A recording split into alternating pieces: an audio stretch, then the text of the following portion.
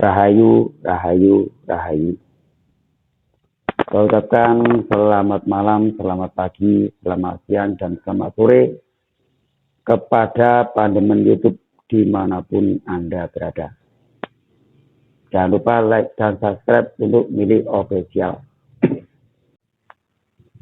Kutai Kertanegara berdiri pada tahun 1300 Masehi dan sampai pada tahun 1960.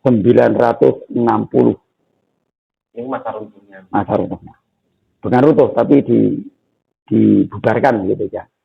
Dibubarkan di zaman Presiden Bung Karno.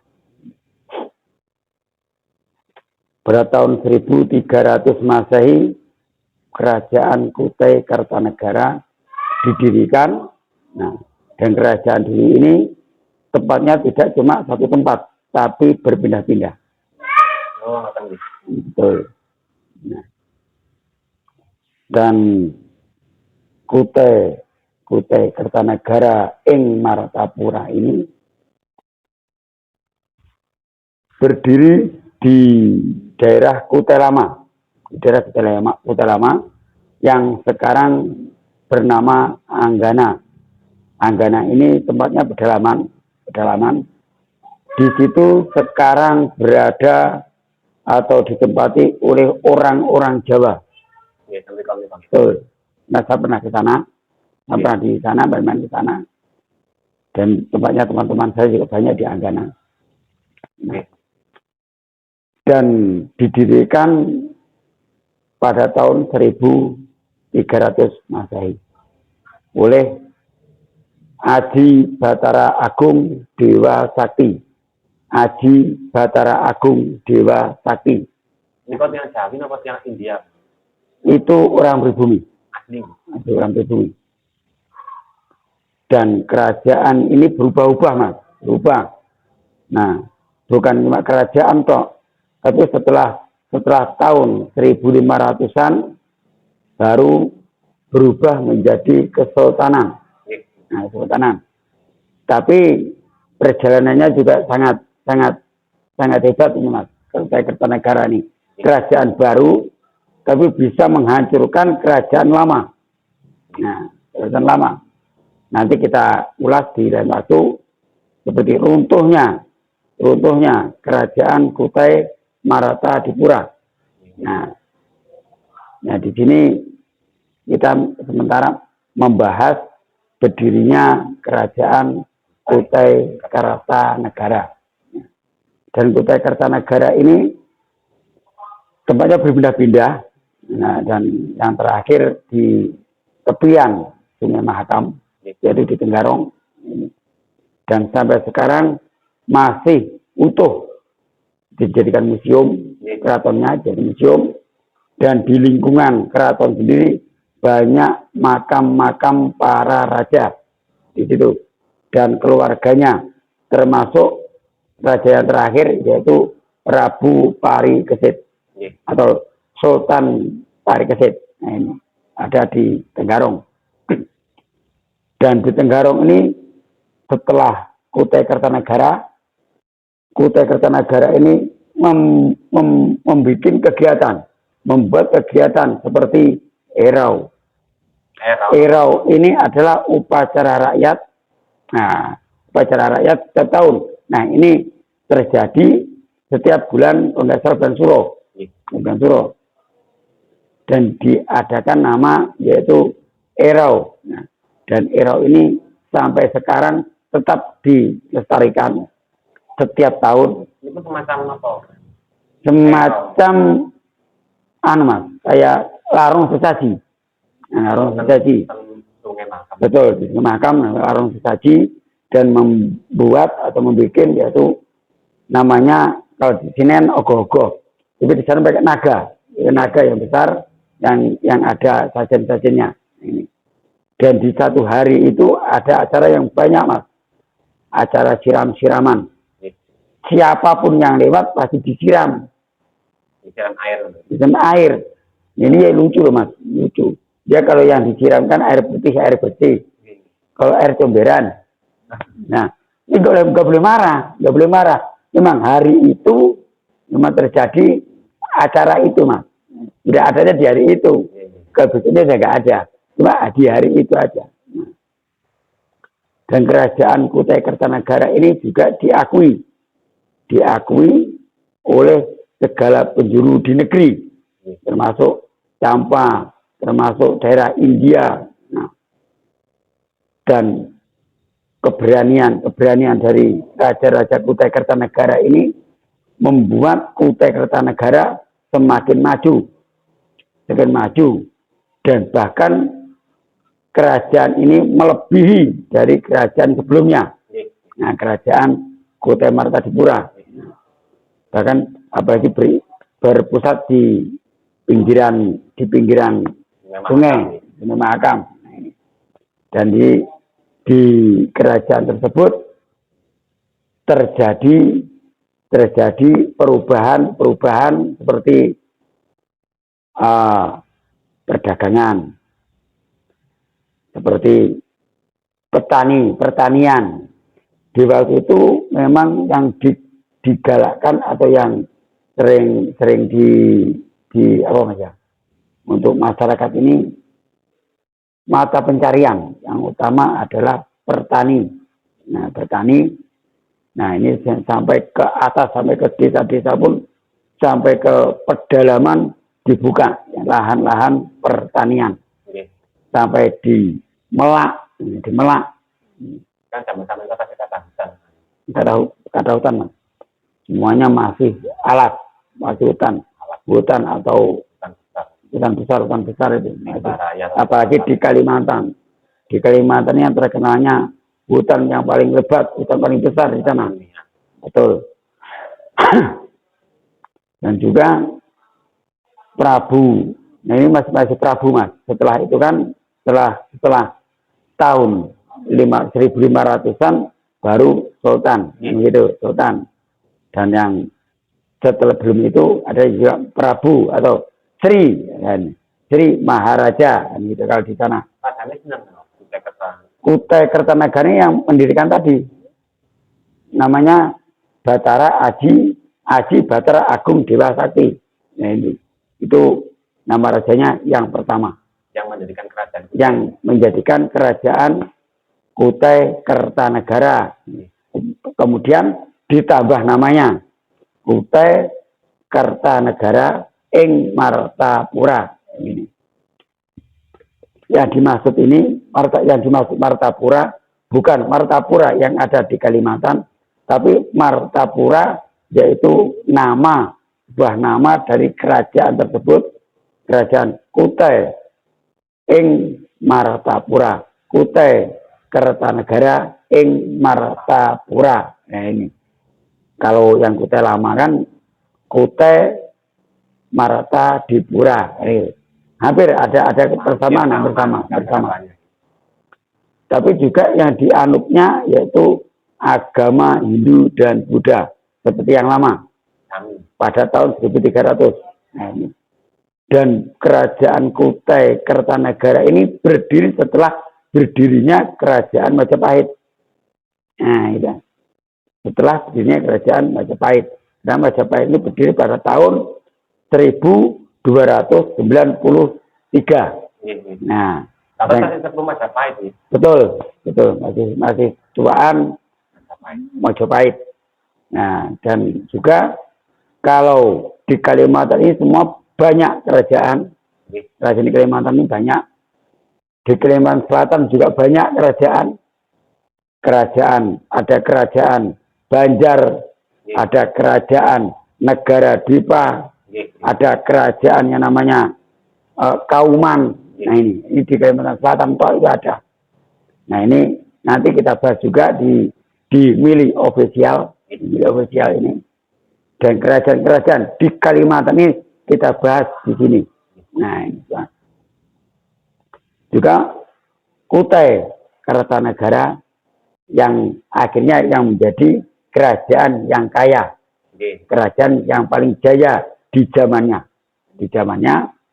dan sampai sekarang Kutai Kertanegara ini dijadikan nama kabupaten. Betul, betul Mas. Kabupaten Kutai Kartanegara tetap dipakai sampai sekarang, ya, sampai sekarang, dan berbeda di bekas kerajaannya yang di Anggana, saya yang sekarang menjadi perkebunan kelapa sawit dan tempat pabrik dijadikan pabrik bimoli di sana. Nah, ini di Anggana di sana Mas. Itu tempat berdirinya kerajaan Kutai Kartanegara yang pertama. Nah, kerajaan dulu berpindah-pindah. Majapahit pun juga berpindah-pindah, kan begitu. Nah, dan Kutai Kartanegara ini mempunyai angkatan laut juga kuat. Sudah punya angkatan laut yang sangat kuat. Jadi pasukan-pasukannya terbagi menjadi dua, ada pasukan untuk di darat dan di sungai. Nah, yang di sungai ini adalah mengatur keluar masuknya orang dari luar.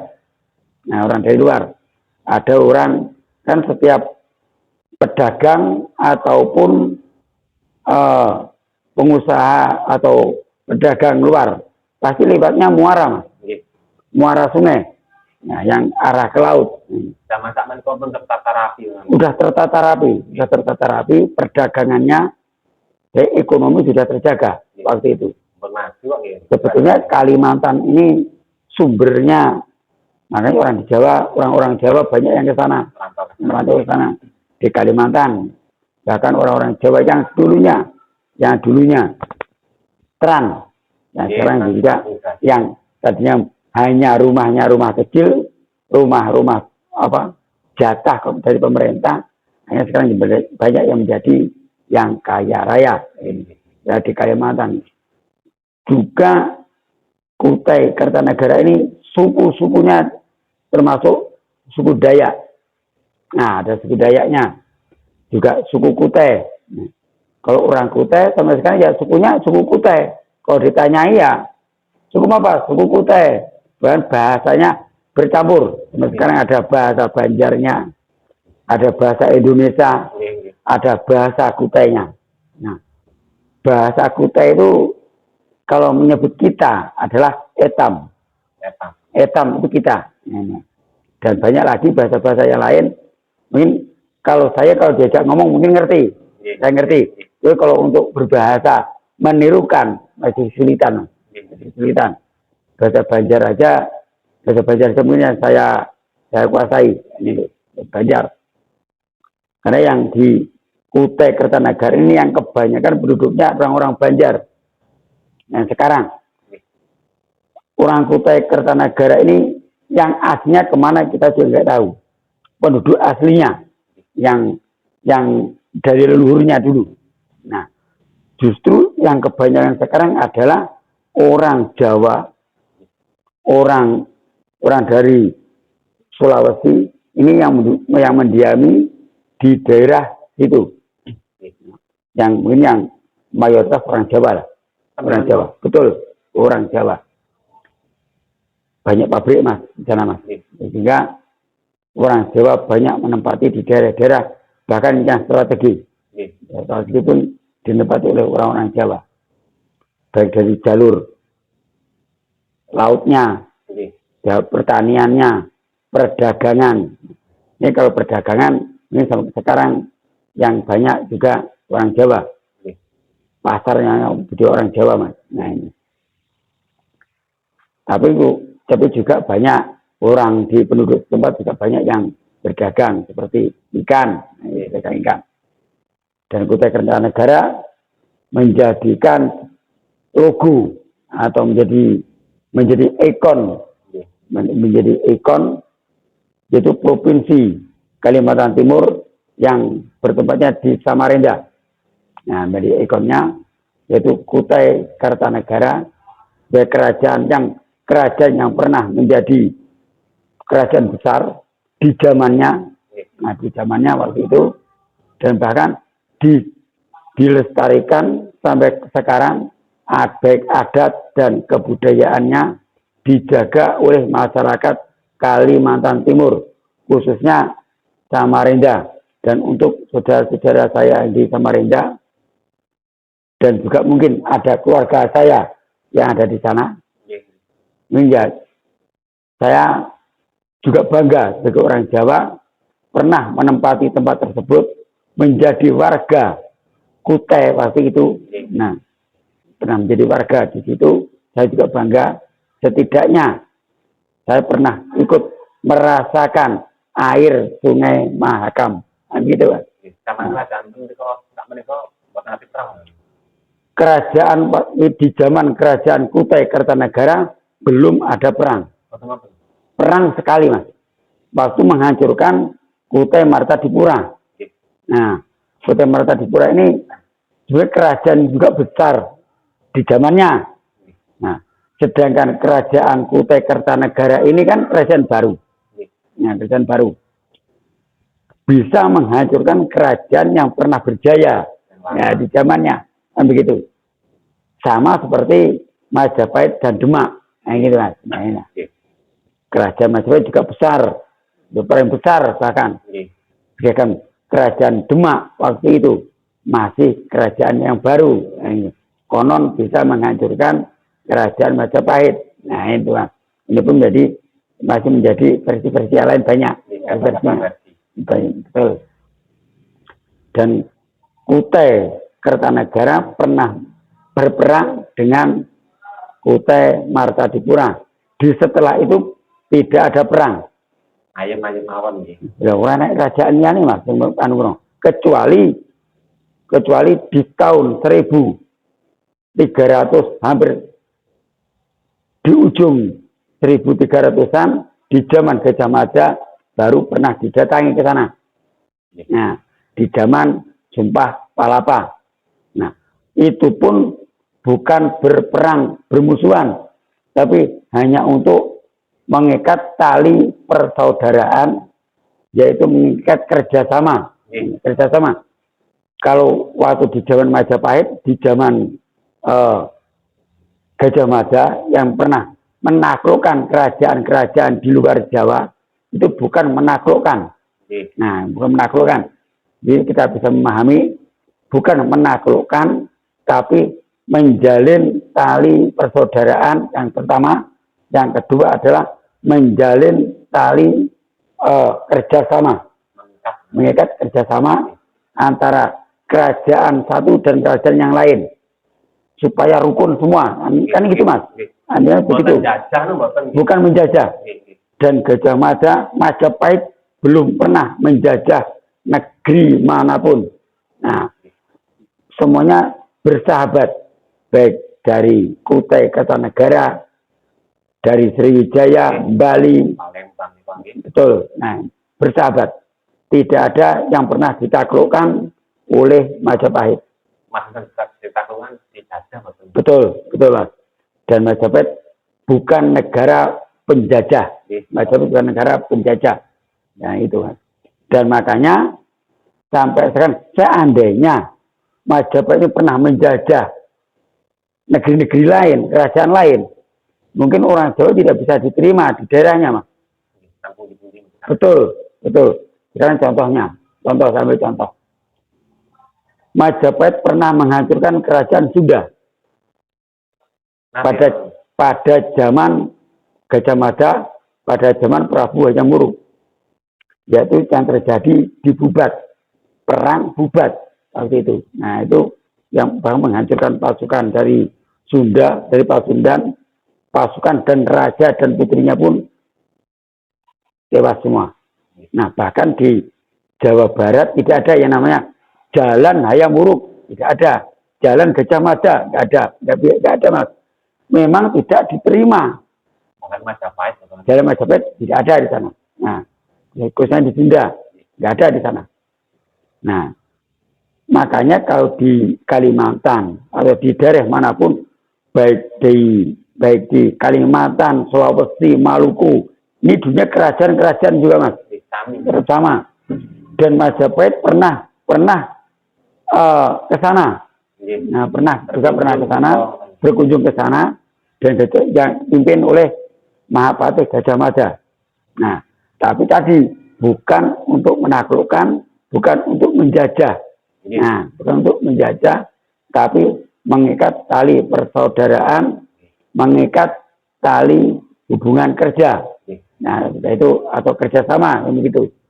Dan untuk benteng, semua untuk bersatu, untuk apabila ada antisipasi mas, musuh yang lama, Mongolia. Nah, kalau kerajaan di Nusantara ini bersatu, Mongolia bisa apa? Dengan Majapahit tok saja sudah kewalahan, gitu. Nah, apa sih sini waktu Niko Pati Kacamata menyatukan Nusantara dengan di bawah panji merah putih. Maksudnya apa? Panji udah merah putih mas, benderanya udah merah putih. Umbul-umbulnya zaman Majapahit, bahkan sebelumnya dari Singosari sudah merah putih. Jadi sama, makanya sampai sekarang yang dipakai merah putih. Kalau dulu kan merah putih nggak ada. Yang disebut namanya getih getah. Getih merah, getah warnanya putih. Begitu. Sebetulnya getih getah. Nah ini dijadikan panji atau bendera di zaman waktu itu, di zaman Majapahit. Bahkan di seluruh Nusantara memakai panji tersebut. Bahkan sampai sekarang kita pakai bendera pusaka merah putih. Dan kerajaan Kutai menjadi kerajaan yang besar di zamannya. Kerajaan Kutai juga pemersatu umat, pemersatu suku. Bahkan suku apapun yang ada di sana semuanya rukun. Khususnya orang-orang Jawa, suku Jawa yang banyak mendiami di Pulau Kalimantan. Di segala penjuru mas, Pulau Kalimantan mas. Dari Kalimantan Selatan, Kalimantan Timur, Kalimantan Tengah, Kalimantan Utara pun orang Jawa banyak di sana. Banyak mas. Nah, dan juga untuk masyarakat Kutai Kartanegara ini semoga selamanya tetap ayem, tentrem, rukun semuanya, walaupun di sana banyak bermacam-macam suku, Mudah-mudahan semuanya bisa rukun. Kita jaga yaitu persatuan dan kesatuan. Kalau cuma seperti lidi satu dipatahkan mudah. Tapi kalau satu gepok sapu, seperti sapu lidi, tidak bisa dipatahkan, melengkung pun tidak bisa. Nah itu betul, persatuan dan kesatuan di situ mas. Makanya semua suku berada di sana. Ada suku Jawa, suku Bugis dan sebagainya, dan beberapa macam-macam agama ada di sana, baik dari Islamnya, baik Kristennya, orang Tatornya, Toraja, Masud, itu semua ada di sana, dan untuk bersatu semuanya, bersatu kepada sesama, bisa saling tolong menolong. Nah, dan walaupun jauh di antara Jawa dan Kalimantan ini sangat jauh saja, tapi hati kita tetap dekat di hati, menyatu. Dan juga untuk saudara-saudara yang ada di Kutai, kita berbahagia dan kita berbangga pernah mempunyai kerajaan yang sangat besar. Ada dua kerajaan yang sangat besar, yaitu kerajaan Kutai Martadipura dan juga kerajaan Kutai Kartanegara yang sampai sekarang bisa kita lihat museumnya, peninggalannya kita lihat, itu keratonnya yang akan dijadikan museum. Nah, pendidikan generasi berikutnya. Betul mas, betul. Nanti untuk anak-anak, adik-adik semuanya kita belajar untuk mengenal sejarah peninggalan nenek moyang. Jadi untuk teman-teman atau adik-adik yang ada di Kalimantan Timur, dari Kalimantan Timur, bila ingin melihat peninggalan sejarah Kutai Kartanegara, silakan untuk datang ke Tenggarong, Nah itu mas. Oh, musimnya teman. Museumnya di Tenggarong, nah, di dekat jembatan yang pernah runtuh waktu itu. Nah itu. Terus biasanya pun lagi tentang sejarah kerajaan Kutai Kertanegara. Maka sakit sambil wacana pendidikan generasi anak-anak. Betul, terutama itu mas. Betul, itu yang penting mas. Terutama untuk pendidikan di bangku sekolah yang mungkin sekarang sudah hampir nyaris tidak ada sejarah nenek moyang atau sejarah kerajaan, bahkan sejarah perjuangan nasional pun juga hampir tidak ada, kan begitu. Sekian, bila ada kesalahan, kekurangan dalam saya menyampaikan, saya minta maaf yang sebesar-besarnya.